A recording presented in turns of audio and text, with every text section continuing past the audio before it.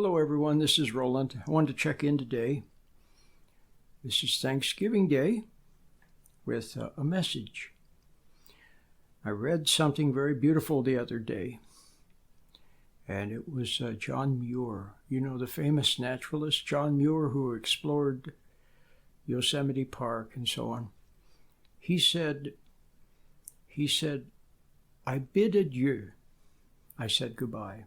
I bid adieu to the mechanical inventions of society, and determined to spend the rest of my life discovering the inventions of God. Now that's a very beautiful phrase, the inventions of God. Do you realize that God is the greatest inventor who ever lived? Everything around you, a butterfly, light, leaves, even your body. He invented it.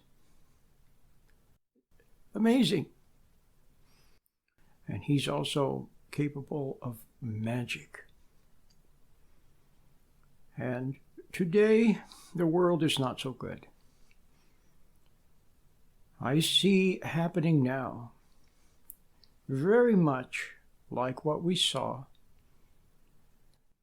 at the beginning of the Third Reich, when Hitler took power, when the Nazi fascists took power in Germany. And the things that you saw, I'm seeing that happening in the world. And especially for some reason, I don't know why, but especially in the United States, Australia, England, and so the world is not so good. So you are going to need, what I was going to say, and this is what I said yesterday on my radio program, you're going to need powers. You're going to need powers from God. God gives you the power to breathe, to move, to see, to hear. He gives you those powers. And you will need more powers than that. He gives you the power to think, to reason, to imagine. But you're going to need more powers than that. You're going to need the power to stand back and watch without getting upset, without becoming fearful, without becoming anxious, without becoming nervous, without becoming afraid. You're going to need the power to stand back and not come totally unglued by what you see.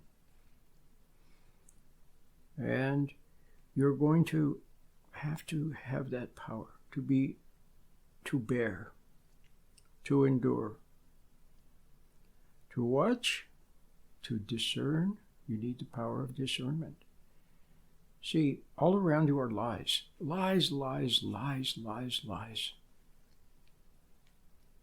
And I could say much about it. I'll say something. Today I went to the grocery store to buy some bananas. And there was a man there, a young man, I don't know, 30-something. He was buying a bunch of food, probably for Thanksgiving.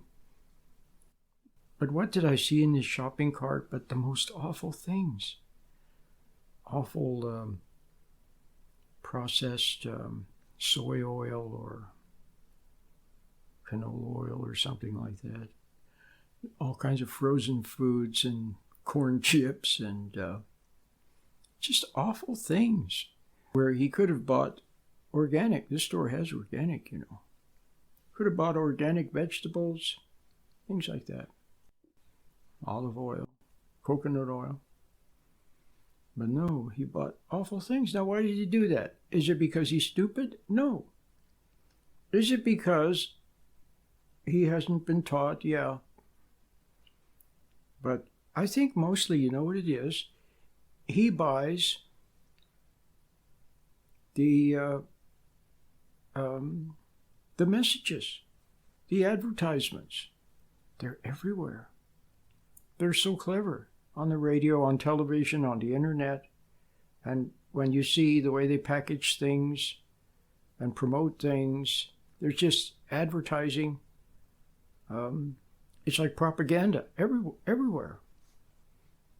And you just see it everywhere, and you see other people buying it, and it's said to be good, and there it is, and the store has that featured prominently, and that's it. And so you go along with it, and you have no idea. Well, you need discernment. You need discernment now. Very much you need discernment to be able to see what is true and what is not true, what is a lie, what is propaganda, and what is the narrative, and what is true. Your life depends upon it. The health and life of your family depend upon it. Your soul depends upon it. See, if you found the state of mind where you're closer to God, I've talked about this so much, and you can read my books or watch my other videos or check out my meditation. I have a nice 3-part meditation. You should get that. You just listen to it and, of course, practice it. It's free on sheddingshackles.com or sheddingshackles.net. But if you were close, see, Christ in the Khabouris manuscript, you've got to get the Khabouris manuscript, the one that was translated by Mr. McDougall with the Yonan Codex Foundation. He doesn't do the whole New Testament, but he does parts of it, and important parts of it. And he translates into English from the Aramaic, from the language that Jesus spoke. In English, the Beatitudes are blessed are, peacemakers, blessed are those who hunger and thirst, and all that stuff. But he translated from what Christ said in the Aramaic. A heavenly state. Oh, I know what he says. He says a heavenly attitude is theirs. Those who hunger and thirst after righteousness, theirs is a heavenly state. Well, that's what you need. You need that heavenly state. It's a state of detachment. It's a state of recollection. It's a state of standing back. That's the way I like to say it, taking a mental step back. It's standing back. And when you're in that state, you're closer to God. Now, you've heard the mystics talk about infused prayer and mystical prayer, contemplation, so on. They're talking, that's what you find, this closeness to God and union with God in this state of detachment. So that's what you need to find. And there you will have discernment. And from there, through closeness to God, comes the power to stand back, to observe, to be patient, to not get upset, to discern.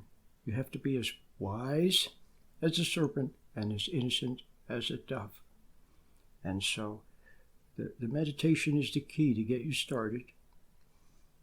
And then you will have those powers that God gives you. You need those powers.